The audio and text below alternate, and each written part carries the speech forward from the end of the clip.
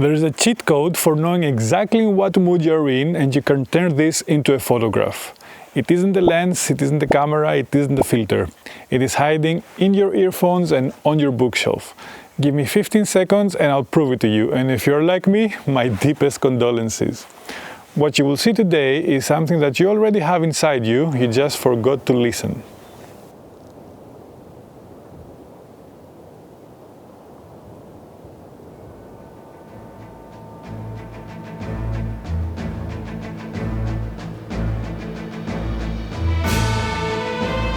See the mood shift? Let's unlock yours.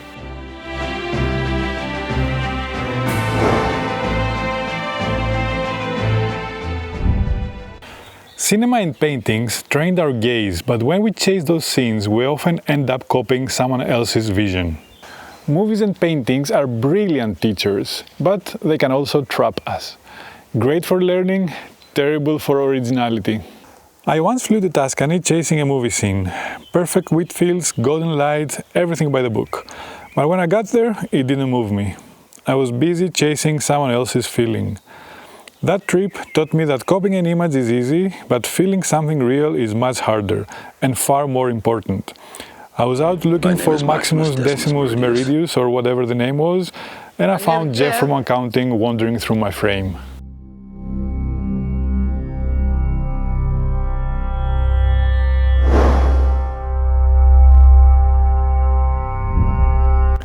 You're probably tired of hearing me say it, but your images reflect who you truly are, not something that you have seen or liked from someone else.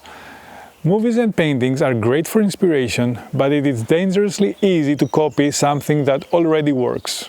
Instead, there is something deeper, our mental library of music and books. Unlike movies or paintings that show you a finished frame, music and literature leave space. They invite your imagination to color the scene. That's why they reach deeper into our instincts. They don't fill the picture for us, they whisper it. Now, if you're tilting your head going, just bear with me. Either you will get it or you will finally realize that I'm just another Greek freak, only this time with a camera. The last time I went shooting, it wasn't clear in a sunny spring day like this one. It was raining, I was soaking wet, I was feeling a bit miserable, but I was enjoying it very much because I had a lot of pictures in front of me. The rolling hills, the fog, the mist coming and going created a lot of images. And I caught myself humming the Phantom of the Opera. Don't laugh. I was walking, I was going like tan, tan, tan, tan, tan, tan, tan, all the time. And this helped me realize the mood I was in. I was imagining I was overlooking a stage that the curtains were opening, and I was peeking or seeing through something more magical, something more mystical. And the following photo, I think it's an exact representation of how I was feeling at the time. What do you think?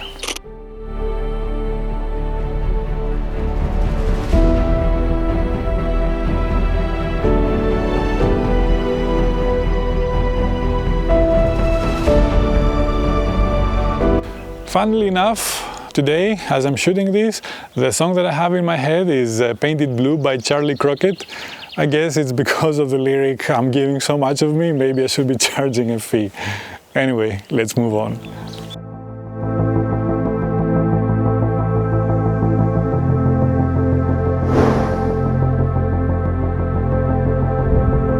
By the way, when I'm out shooting, I'm not always as confident as I appear to be here on camera. I have my doubts. Doubt does creep in for me as well, even after so many years of practicing landscape photography. That's why I have some field notes. I carry them with me in order to flick through them and remind myself that it's feeling, not perfection, that leaves a mark. And if you want to grab a copy of these field notes, it's in a PDF file called Field Notes. You just need to drop your email and I will email them to you.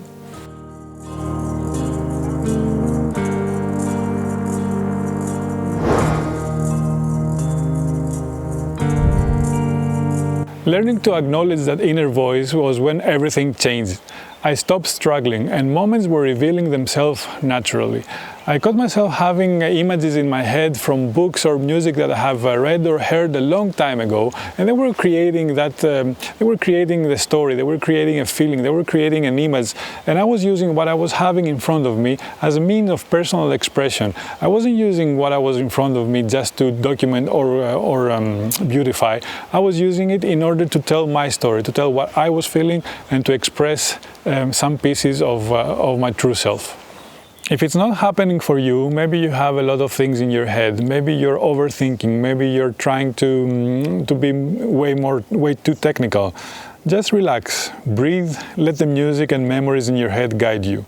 That's when photography becomes personal.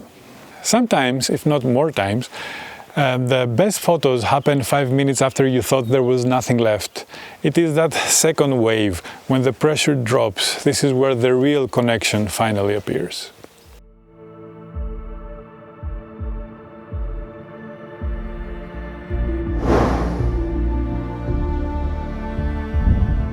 Here is how different influences shaped my work over the years. Each one carries a feeling, not just a place. I have been reading fantasy books for as long as I can remember. Aesop's fables when I was young, Tolkien as a teenager, Robin Hood during my student years. Their descriptive language and my overactive imagination created thousands of stories and images in my mind. Over time, those stories started manifesting in my photography. It is the same with music. I have been collecting songs since I was 10. First by recording off the radio onto cassette tapes, now through downloads and playlists. These images you're about to see, they are byproducts of those stories and songs. They appear when my surroundings trigger something emotional, and when they do, it feels like the photo already existed. I just had to recognize it.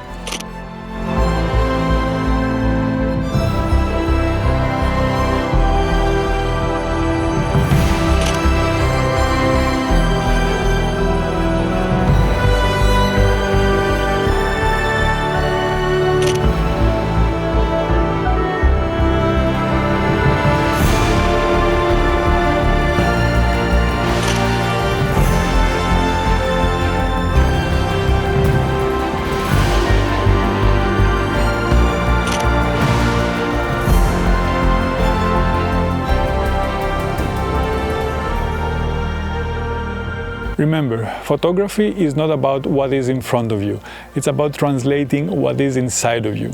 Let movies and paintings teach your eyes, but allow music and books to steer your heart.